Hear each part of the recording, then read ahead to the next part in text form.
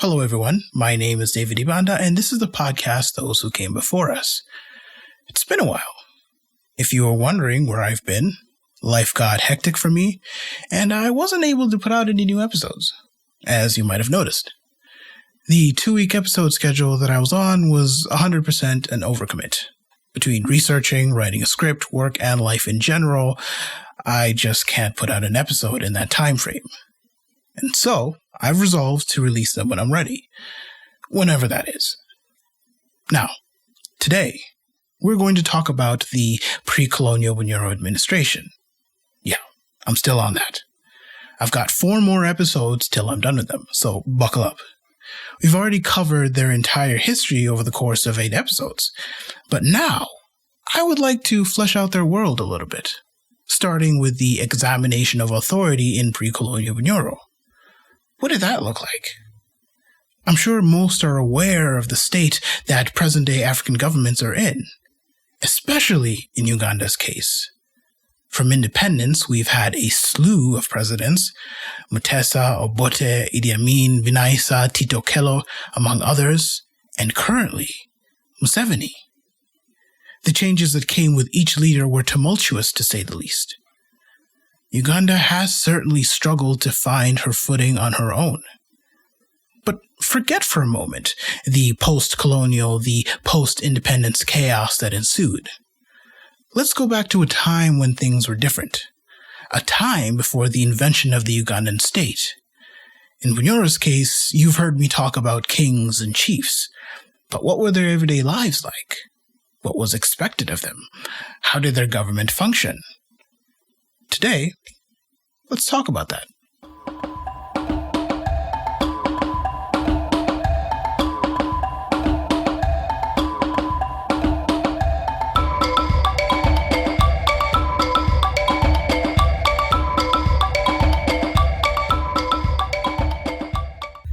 The most natural place to begin will, of course, be with the king. The monarch of Bunyoro is known as the Omukama. It is believed that the Omukama is descended from Kakama, the youngest of the 4 boys in their creation story. This story has 2 main versions. One states that they were children of Ncha, the brother of the creator god Ruhanga, and the other states that they were children of Chintu the first man, who is said to have hailed from Abyssinia, which would be today Ethiopia. Now, the Omukama is said to have descended along patrilineal lines all the way back to the beginning. However, this is very doubtful, as historian Yolamu Nsamba explains, the way that the kingship was approached changed at the onset of the 3rd dynasty. Bunyoro actually has 3 of them. First, being the Batembuzi, who were branded gods. They themselves are further broken down into 2 groups, one being the Abogole Python priestesses, and the second being the Musaza priests of the Kurama religion. The 2nd dynasty are known as the Batrezi. They were called demigods, and the ones credited as the progenitors of the Kitara Empire. The 3rd dynasty are the Babito, and for them, they're just humans. But it is at this time that the kingship changed.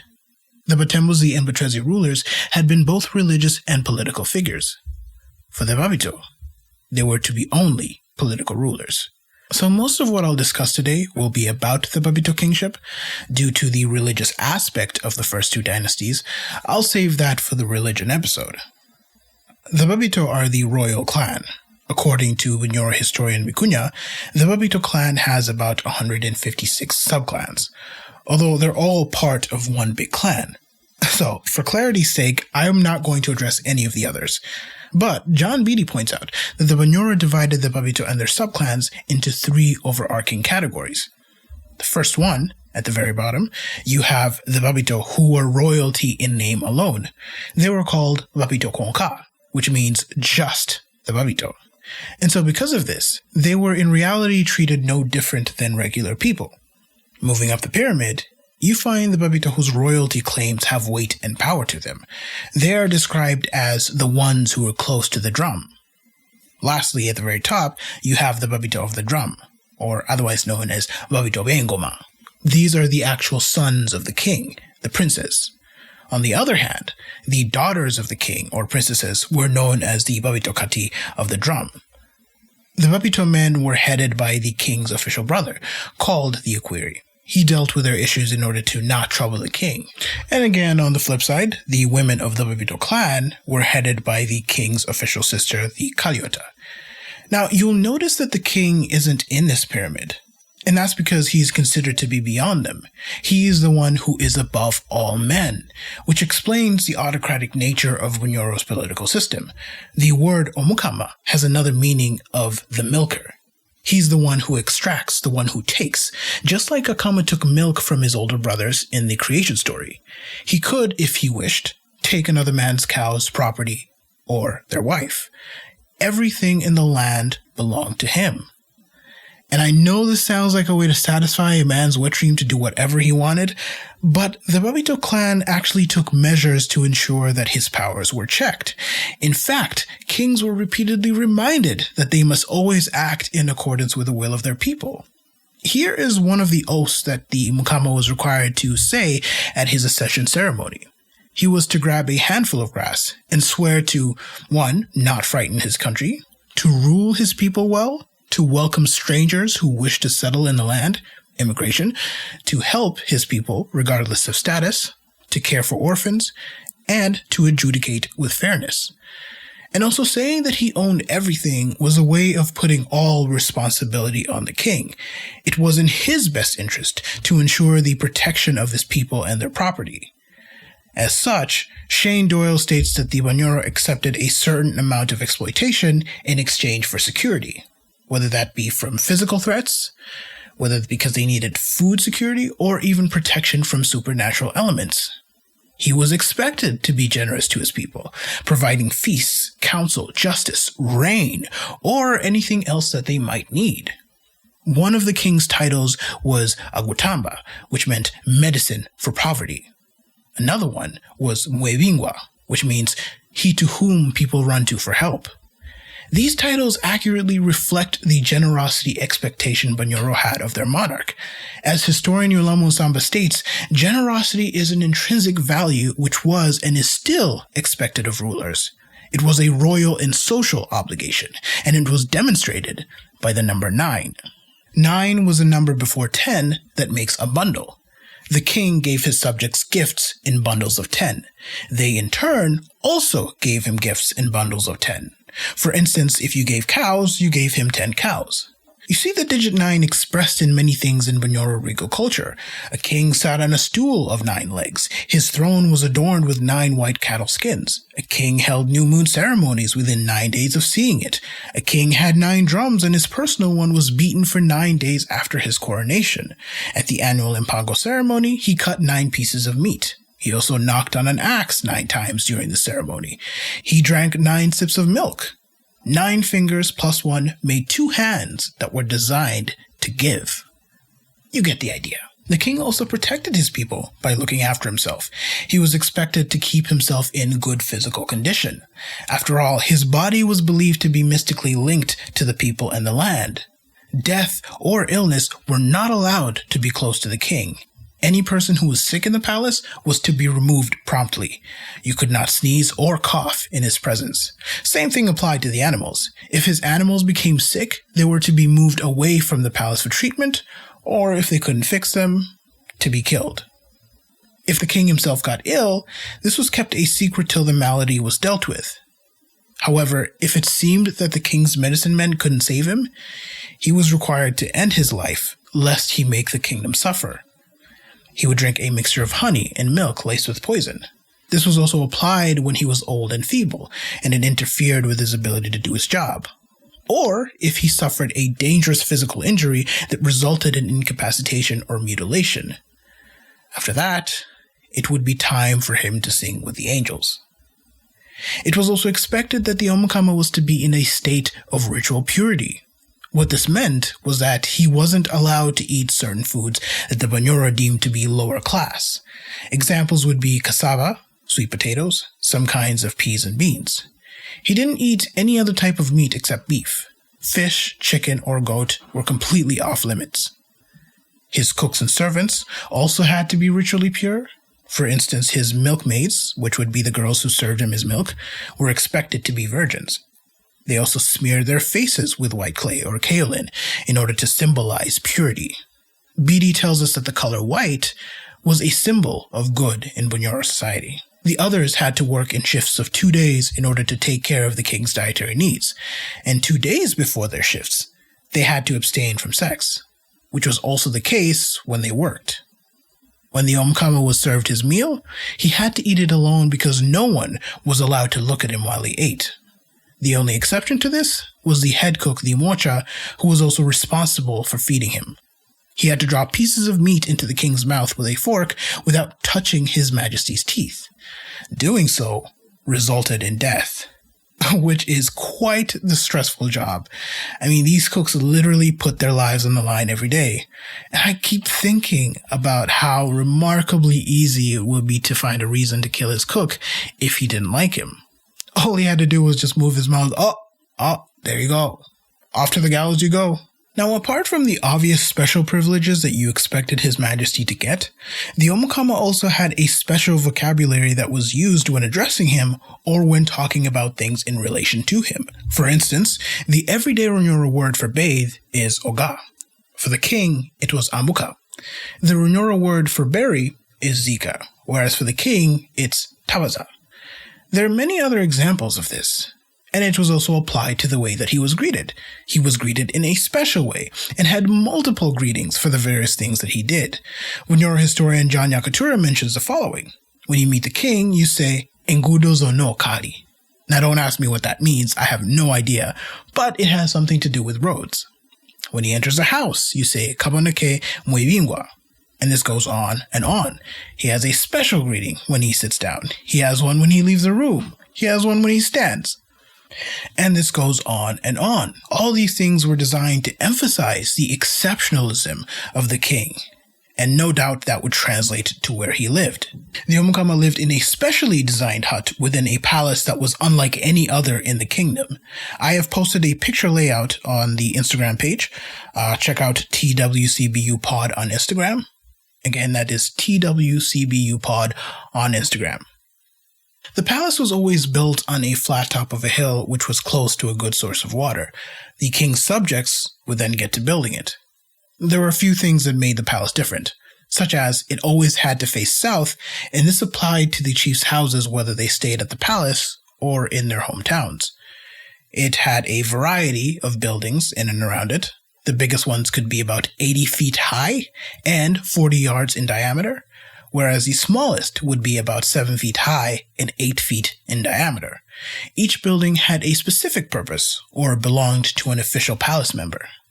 The main building was called Karuzika, and in it were 4 rooms. The biggest one was the throne room called Hamliango. This is where the king dealt with official business. It had the royal throne of 8 legs, called Nyamyaro. Unlike the 9 that I mentioned before, it was covered with lion, leopard, and white cowskin. The throne stool was also ornamented with iron and copper wire. It rested on top of hard-beaten earth that was also covered with lion and leopard skins. This throne was to never be left alone. When the king wasn't around to sit on it, 2 of his wives slept on either side of it. They would work in 4-day shifts. If you would like to take a look at this throne in person, you can find it at the Pitts River Museum in Oxford, England. Which, by the way, we would like back, please. Thank you. At the entrance of the throne room lay an elephant tusk over which only the king was allowed to step. Everybody else had to do the shuffle as they squeezed through on either sides of the elephant tusk. Next, we have the crown room where the king's crowns were made and kept. Babito kings wore crowns with colobus monkey fur, which were fashioned to look like lion manes. And then you had his bedroom, in which a portion of it had a dairy called Mystique. Milk, as I've mentioned before in the podcast, was very important to the Bunyoro. And at the foot of his bed was the royal stool Kaizerokwera, where His Highness would sit to drink his milk. Lastly, you've got the robing room, and this is where the Omukama's clothes were kept and where he was outfitted in royal attire. There were many other buildings in and around the palace. Other buildings included one called Bamunagaho, which was a place to meet foreign emissaries, a food storage building where millet was stored underground, and then there was a courtroom where, according to Fisher, even the bravest were said to tremble. It was ominously named Katramagosi, which means cutter of testicles.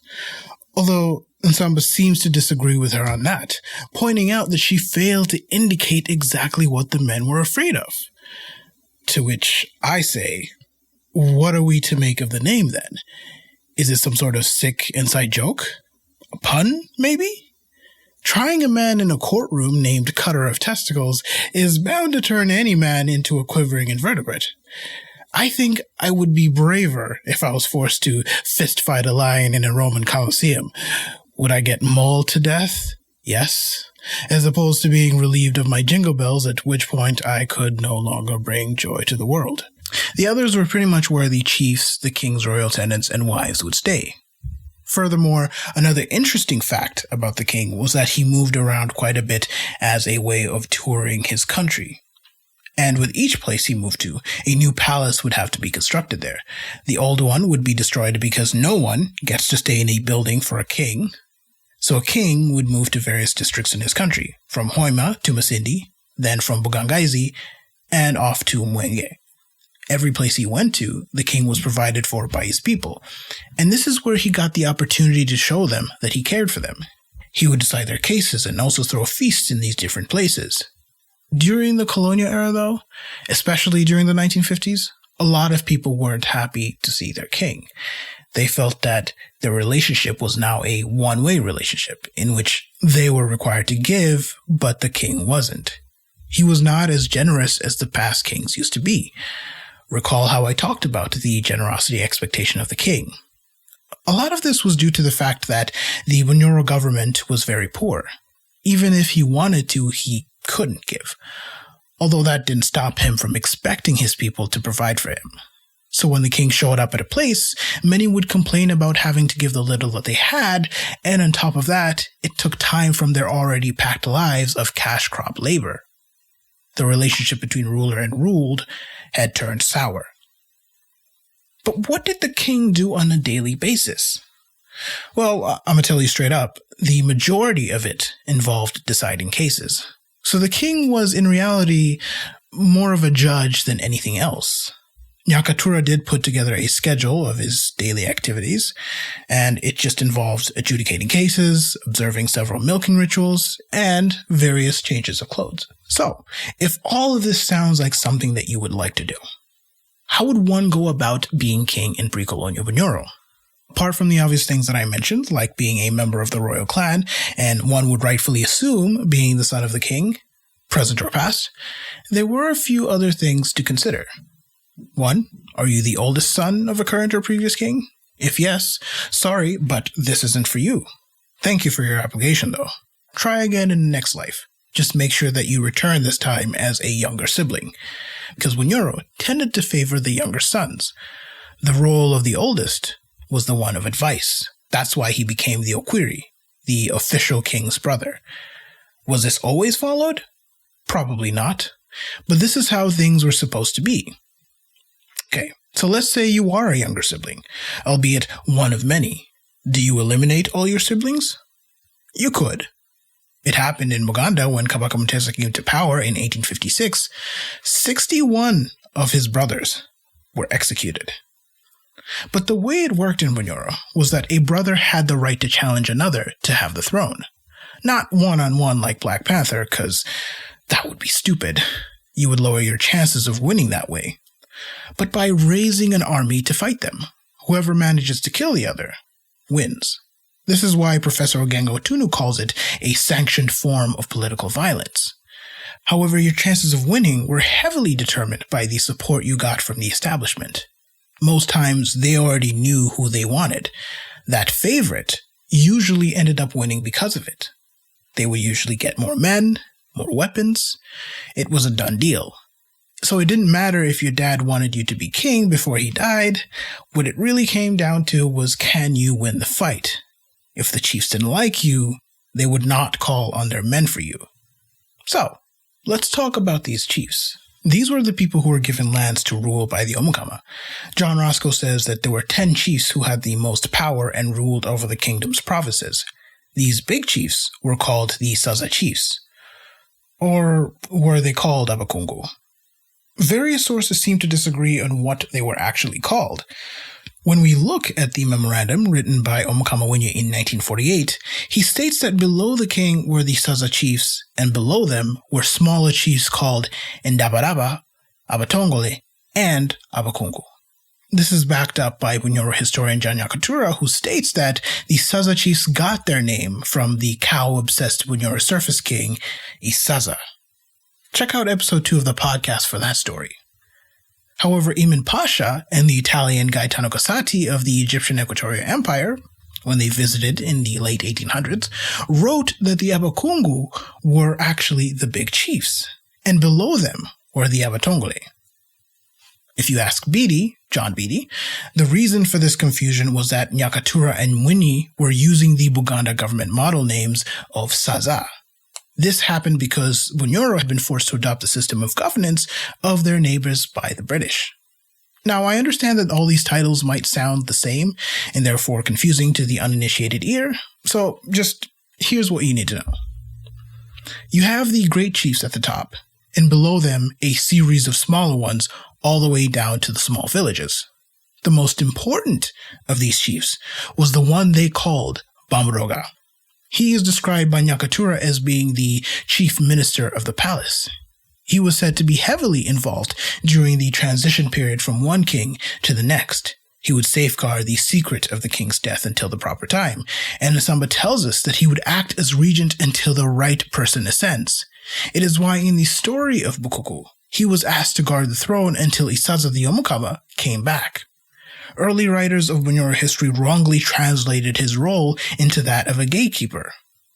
In any case, information would flow back and forth, from the top all the way to the bottom and again.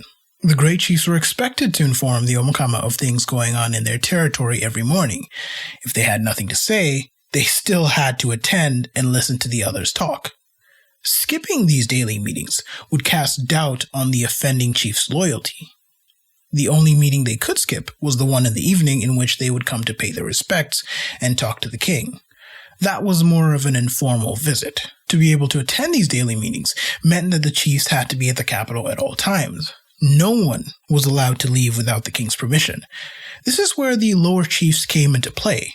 They ruled the territories of the great chiefs in their absence. If a chief wanted to go back to his hometown, he first needed to make a request and provide a present of one cow and a calf. This could take a few days, but once granted, they would have to select someone to cover for them while they went home. This was supposed to be a check on rebellion, although it wasn't as successful as they had hoped. And this was due to the fact that, in opposition to the Omukama's kingship, lay the power of the clans.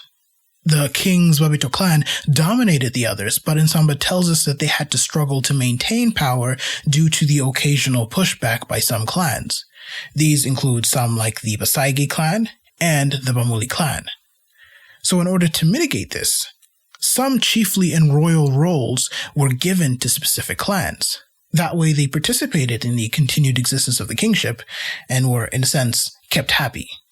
Most of the chiefly roles were hereditary, although a king might choose to replace someone with another who was in his favor. And this was especially the case during the time of Bunyoro's hero king Kabalega in the late 1800s. He appointed chiefs based on merit and those who impressed him. But as Shane Doyle pointed out, he still couldn't escape the sphere of traditional power, because most of the people that he picked were actually from his mother's clan, the Banyoza, and in one case, the person that he picked actually used to be a powerful medium. Now, among the chiefs were the specially honored ones. These were the ones that were called the Bajwara Kondo, or crown wearers. These were chiefs who were especially recognized by the king for, let's say, winning a military victory. With this crown came the same food restrictions that the king observed. They couldn't eat chicken, eggs, cassava, sweet potatoes, some kinds of beans and peas. These were believed to be beneath them, and just like the king, crown wearers were considered to possess immense spiritual power called mahano.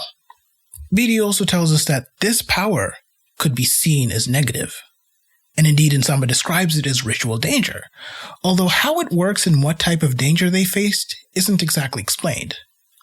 I must point out, though, that this doesn't mean that the crown wearers were more powerful than their counterparts. They had the same level of authority and influence, but were just recognized with a crown, like one might receive a medal. By the 1950s, receiving a crown was no longer considered to be such an honor. The restrictions that came with the crown were so off-putting that even those awarded them rejected them.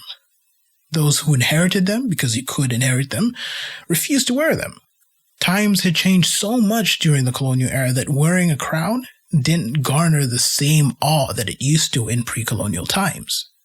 Another group of people of importance at the palace were called the Basekura. Basekura comes from the Nyoro word kusekura, which means to talk intimately with or to be frank with someone. So as the meaning suggests, these men were people who could be honest with the king. Beattie described them as informal advisors who, like the court jesters of medieval Europe, could speak shameful things. For example, they could tell the Omukama that he eats too much, or that he's grown too fat. They could also openly contradict the king, which was something that no one in the country was allowed to do. Reading about the Basekura actually reminded me of the movie The King with Timothée Chalamet and Joel Edgerton. In it, Edgerton's character tells the king, played by Chalamet, that a king has no friends. It seems that the Bunyoro recognized this and dealt with it by having a special group of people who could say whatever they wanted to the king. Although that doesn't mean that the others couldn't say what they needed to say. And this was properly demonstrated when Kabalega faced opposition from some of his chiefs regarding the issue of surrender to the Englishman Frederick Lugard. You have to remember, as much as the king had ultimate authority, he was still subject to the demands and will of his people, including his chiefs and all those who worked for him. There were great repercussions for a monarch who hurt his people, the most obvious being rebellion. But others included ritual dangers such as curses that could be placed on them by offended spiritual mediums. Lastly, below the Basekura were the Banyamirwa. These were the king's attendants, and there were many of them. For instance, the king had the Mugema, who was the custodian of the royal tombs, Mujagosi, who was the head of all those in charge of the regalia. You had the Owakahimba, known as the Great Wife of the Palace, who was keeper of the royal spear Kaitantahi. You had the Mwambucha, who was in charge of the royal wells and the king's bathing. You had the Mocha, the head cook, and several others. A lot of these duties were so small, though, that it's actually surprising that they had their own office. For instance, some like the Mahesara, his job was to solely put the crown on the king's head during special ceremonies. That's it. And for that, he had to live in or close to the palace. Now, that being said, the king did participate in a large number of ceremonies, such as the coronation rite. I had originally intended to describe it, but good heavens is it long. Others were the Epiami rite, which Nyakatura calls a succession rite, and according to him, it involved a huge number of human sacrifices. During the ceremony, the king and his sister were said to stand in a pit until it was filled with enough human blood to reach their necks. However, Nsamba again disagrees with this and explains that such things were merely threats to discourage non-royals from coveting the throne. He further explains that Bunyoro would not have meekly accepted such blatant crimes against humanity. Those who hurt their people were overthrown, such as was the case with Omukama Ruwagira Masega of either the late 16th or early 17th century. He had a particular proclivity for feeding his people to vultures, and for that, he was ripped from his throne. Other rites that involved the royal attendants included the daily milking rituals, the Mpango ceremony, and the Njeru rite, which was a vow to never make war. The participation of so many people in these symbolic rituals was to get them invested in the upkeep of the kingship. That way people felt involved and a part of the system. So to summarize the structure of the Bunyoro government, at the top rested the king. Close to him were his advisors, called Basekura. Not far off were his official brother, called the Okwiri, his official sister, known as the Kaliota, and the Bamuroga, who was kind of like a chief minister of the palace. Then, of course, you have the chiefs and their subsequent smaller chiefs. Honorable mentions would be the king's mother, princes, and princesses. They did have their own lands, which they had political authority over, but for the most part, they weren't necessarily concerned with the day-to-day runnings of the country. Okay, well, that is all for today, everyone. Thank you for listening, and tune in next time to the Those Who Came Before Us podcast.